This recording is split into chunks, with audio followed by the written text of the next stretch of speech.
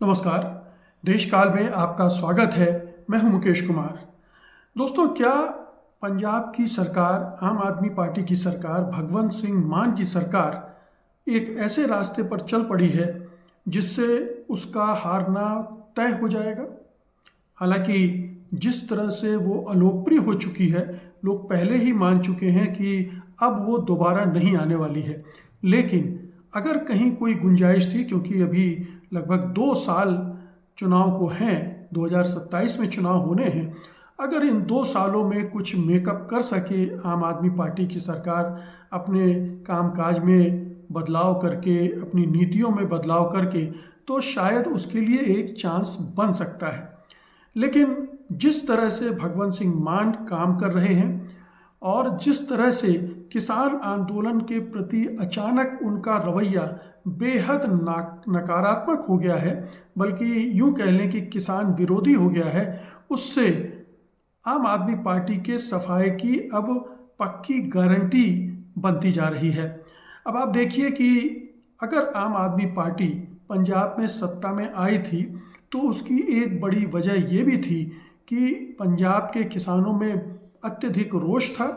Anti incumbency तो थी उस समय कांग्रेस सरकार के खिलाफ, लेकिन जिस तरह से माहौल बन गया था पूरे उत्तर भारत में, पंजाब, हरियाणा और दिल्ली, राजस्थान, पश्चिमी उत्तर प्रदेश, उस सब ने एक चुनाव, जो किसान आंदोलन से माहौल बन गया था, उसने आम आदमी पार्टी की बड़ी मदद की थी इतनी शानदार जीत हासिल करने में।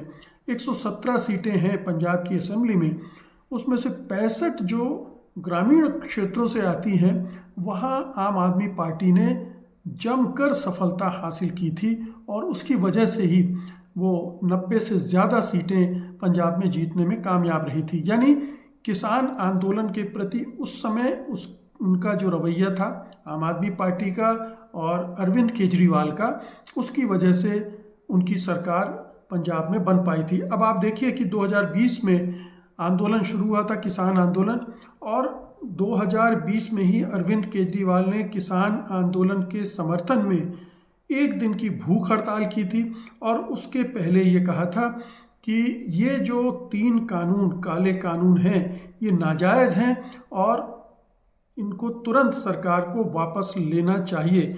वो खुलकर किसान आंदोलन के समर्थन में आ गए थे। और यहाँ तक कि जब उस समय मुख्यमंत्री अमरिंदर सिंह थे तो उन पर भी उन्होंने आरोप लगाए थे कि वो केंद्र की सरकार के दबाव में काम कर रहे हैं, केंद्र की सरकार के साथ उनकी मिली भगत है। यानी उस समय के अमरिंदर सिंह सरकार को भी उन्होंने घेरा था और केंद्र सरकार को भी घेरा था। तो ये दोनों मिलाकर उन्होंने एक माहौल बना लिया था अपने पक्ष में। और यही नहीं, वो बार बार इस तरह से एक के बाद एक किसान आंदोलन के समर्थन में काम कर रहे थे, जिससे उनको सफलता मिली उस चुनाव में। अब देखिए कि फरवरी 2021 में आम आदमी पार्टी ने किसानों की महापंचायत में जाने से पहले कहा था कि ये 3 काले कानून जो अब वापस ले जा चुके हैं, किसानों के लिए डेथ वारंट हैं। ये डेथ वारंट क्या शब्द का इस्तेमाल किया था उन्होंने। और उस आम आदमी पार्टी की किसान पंचायत में भाग लेने के लिए तमाम किसान नेताओं को, संगठनों को उन्होंने न्योता भी भेजा था।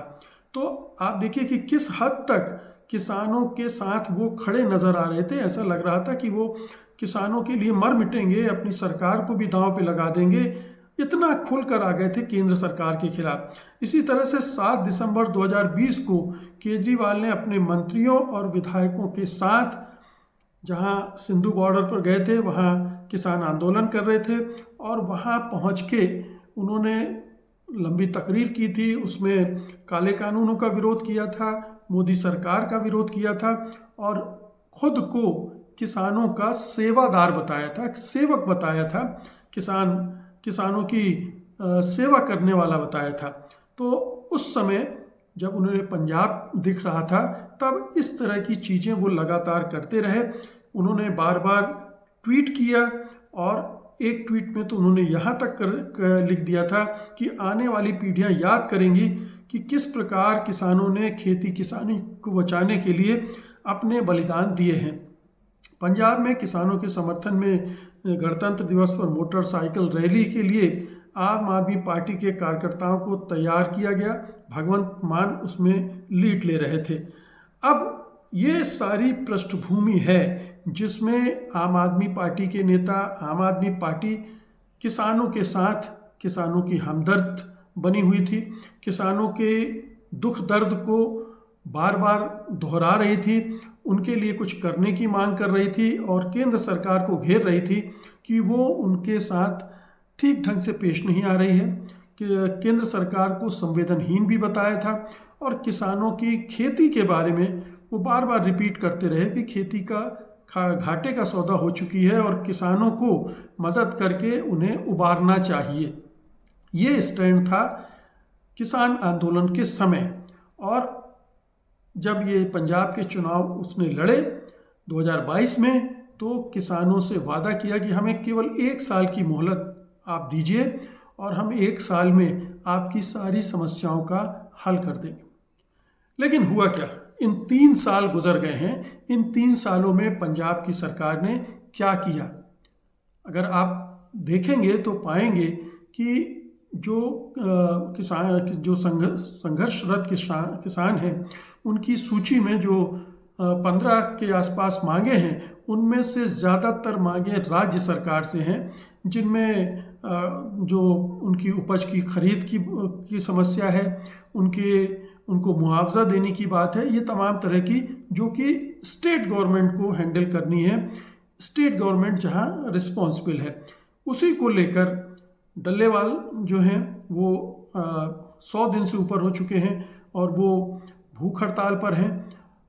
डल्लेवाल लगे हुए हैं। 2 बॉर्डर पर लगातार किसानों ने मोर्चे खोल रखे थे। लेकिन इस सब के बावजूद एकदम से अब भगवंत सिंह मान का रवैया बदल गया है, आम आदमी पार्टी की सरकार का रवैया बदल गया है। अब देखिए कि जो बातचीत हो रही थी डल्लेवाल के साथ, अचानक उस बातचीत में से वो बाहर निकलते हैं और एक घटिया सा जुमला कसते हैं कि धरना करना है, करते रहो, मुझे मतलब नहीं है। इस तरह से करके वो बाहर निकल आए। और यही नहीं कि वो उस बातचीत से बाहर निकल आए, उन्होंने निर्देश भी दे दिए अपने पुलिस तंत्र को कि जो मार्च करने जा रहे हैं किसान चंडीगढ़ के लिए अपनी मांगों के समर्थन में, उनको रोका जाए। और बहुत सारी गिरफ्तारियां उसी रात में कर ली गई, क्योंकि अगले दिन मार्च उनका होने वाला था। तो जो नीति हरियाणा सरकार की थी, खट्टर सरकार की उस समय थी, बाद में नायब सैनी की सरकार ने जो किया, जो केंद्र सरकार कर रही है, वही लगभग उसी रास्ते पर भगवंत सिंह मान की सरकार भी पंजाब की चल पड़ी है। वो भी किसान विरोधी ढंग से काम कर रही है और ये संदेश देने की कोशिश कर रही है कि किसान जिद्दी हो गए हैं, अड़ियल हो गए हैं, वो किसी बात को सुनने को तैयार नहीं है और उनसे किसी तरह की बातचीत या समझौता नहीं हो सकता है। इस तरह का संदेश देने की कोशिश की है। अब ये पता नहीं किस तरह का कैलकुलेशन है मान का या अरविंद केजरीवाल का, जो किसानों के खिलाफ जाने का जोखिम उठाने के लिए वो तैयार हो गए हैं।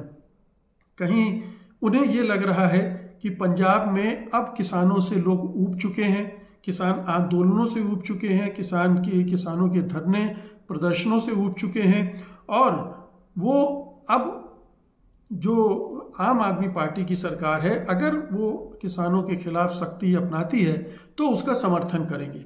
शायद ये कैलकुलेशन भगवंत सिंह मान का होगा और इसीलिए वो अब एक दूसरे रूप में आ रहे हैं। वो किसानों के साथ मिलजुल कर उनकी समस्या सुलझाने के रास्ते से हटकर अब किसानों पर दोष मढ़ने, किसानों को नाराज़ करने, किसानों के खिलाफ जो पुलिस तंत्र है या जो शासन तंत्र है उसका इस्तेमाल करने की राह पर चल पड़े हैं।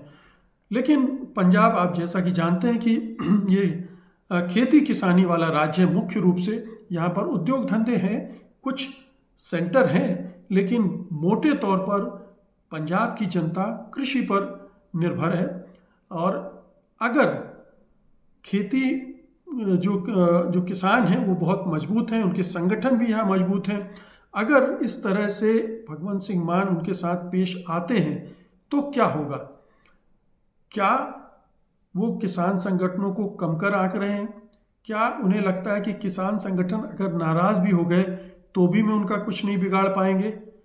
ये मुझे लगता है कि गलत कैलकुलेशन होगा और अरविंद केजरीवाल को भी सोचना पड़ेगा कि दिल्ली तो वो गंवा चुके हैं, अब क्या पंजाब भी गंवाएंगे किसानों के साथ टकराव मोल लेकर? या एक दूसरा रास्ता हो सकता था कि किसानों के साथ लगातार बातचीत की जाती, उनमें से एक एक करके कुछ मांगों को निपटाने का सिलसिला शुरू किया जाता, लेकिन वो तो हो नहीं रहा है और एक दूसरे तरह का वातावरण अब निर्मित हो रहा है टकराव का। किसान निश्चित रूप से पिछले 5 सालों से लगातार संघर्ष कर रहे हैं, उसके पहले भी संघर्ष करते रहे, लेकिन ये 5 साल तो अभी 2020 के बाद से लगातार पंजाब में ये संघर्ष चल रहा है। हरियाणा में कम चला है, लेकिन पंजाब में लगातार पंजाब के किसान वहाँ आंदोलनरत हैं। अगर ये आंदोलन चलता रहा और जैसा कि डल्लेवाल साहब 100 दिन से भूख हड़ताल पर हैं, उनके साथ कुछ हुआ तो फिर इसकी जिम्मेदारी केंद्र सरकार पर भी होगी और भगवंत सिंह मान सरकार पर भी होगी, क्योंकि वो भी जिस तरह से बर्ताव कर रहे हैं तो उससे उस दोष से बच नहीं पाएंगे, उनका कुछ उनके सिर पर भी उसका पाप आएगा। तो ये एक समस्या है। और दूसरी बात यह है कि किसान मतलब केवल खेती किसानी नहीं होता है, किसान ग्रामीण जो समाज है उसका बड़ा हिस्सा होते हैं। अगर किसानों में नाराज़गी हुई तो पूरे ग्रामीण इलाकों में ये नाराज़गी फैलेगी। और जैसा मैंने कहा कि 65 सीटें जो जीती थीं आम आदमी पार्टी ने ग्रामीण क्षेत्रों की, वो उसमें से बड़ा जो बड़ी संख्या है वो उसके हाथ से फिसल सकती है। शहरों में भी वो अपनी लोकप्रियता खो चुकी है। मध्य वर्ग में थोड़ा बहुत अभी उसकी अपील बाकी है और शायद किसान विरोधी रुख अख्तियार करके वो जो मध्य वर्ग है, जो मोटे तौर पर व्यापार में संलग्न है, उसको खुश करने की कोशिश वो कर रहे हों, यानी जो बनिया वर्ग है उससे उनको उम्मीद हो कि कम से कम इसको संभाल के रखें, शायद यही हमारे काम आ जाए। तो ये रणनीति चलेगी नहीं, क्योंकि उस वर्ग का वोट बैंक उतना बड़ा नहीं है जितना किसानों का है और ग्रामीण समाज का है। ये एक ऐसा मौका है जब कांग्रेस अपनी झोली भर सकती है, क्योंकि उस समय अकाली दल ने जो भूमिका अपनाई थी आंदोलन के समय वो पूरी तरह से बीजेपी के साथ चल रही थी, बयान भी देती थी, बीजेपी का साथ भी निभाती थी, और उसकी वजह से अकाली दल से तो किसान नाराज़ थे ही। अकाली दल की हालत भी अभी खस्ता है। और दूसरी तरफ आम आदमी पार्टी ने समर्थन किया था तो उसको इसका फ़ायदा मिला था। अब चूंकि 2 दल खारिज हो चुके होंगे तो एक जो तीसरा दल राज्य का सबसे बड़ा है कांग्रेस पार्टी, उसको इसका लाभ मिलना लाजमी है, क्योंकि अब केवल एक पार्टी है जो किसानों के साथ पूरी तरह से खड़ी हुई दिखती है। कांग्रेस पार्टी के नेता लगातार किसानों के समर्थन में बयान देते रहे हैं, किसान आंदोलन का समर्थन करते रहे हैं, किसानों की मांगों का समर्थन करते रहे हैं। ऐसे में भगवंत मान जो कर रहे हैं वो अपने पैरों पर कुल्हाड़ी मारने का काम कर रहे हैं। अरविंद केजरीवाल जो कर रहे हैं वो अपनी पार्टी का बंटाढार करने के लिए कर रहे हैं पंजाब में। तो दिल्ली तो हाथ से निकल गई है 5 सालों के लिए, और 5 सालों के बाद कोई मौका बनेगा कि नहीं बनेगा आम आदमी पार्टी के लिए कहा नहीं जा सकता। लेकिन जहाँ तक ताल्लुक है पंजाब का, तो पंजाब में भी अब उनकी जो सरकार है उसके लौटने की संभावनाएं लगभग खत्म हो चुकी हैं। कोई चमत्कार कर दें, कुछ ऐसी बात हो जाए तो अलग है, या फिर अगर किसानों के साथ मिलकर उनकी समस्याओं को सुलझाते हुए कुछ काम किया जाए, अगर वो मतदाता वर्ग वो अपने पास वापस जोड़ सकें तभी कुछ संभावना है। लेकिन भगवंत मान ने तो अब दुश्मनी मोल ले ली है। अब सरेआम जिस तरह से उन्होंने गिरफ्तारियां की, मार्च को रोकने की कोशिश की गई, उस सब से किसानों में बहुत भारी असंतोष है और उन्हें लग रहा है कि भगवंत मान ने भी उनके साथ विश्वासघात किया है, उनकी पीठ पर छुरा भोंका है, क्योंकि भगवंत मान को वो इस भरोसे सत्ता में लेकर आए थे कि वो तो कम से कम उनकी जो कम से कम राज्य स्तर की मांगे हैं, जो राज्य सरकार से संबंधित मांगे हैं, उन पर सहानुभूतिपूर्वक विचार करके फैसला लेंगे। लेकिन 3 साल तक उन्होंने लटकाए रखा उनको और अब उन्हें ठेंगा दिखा रहे हैं, तो उनका गुस्सा बढ़ना लाजमी है।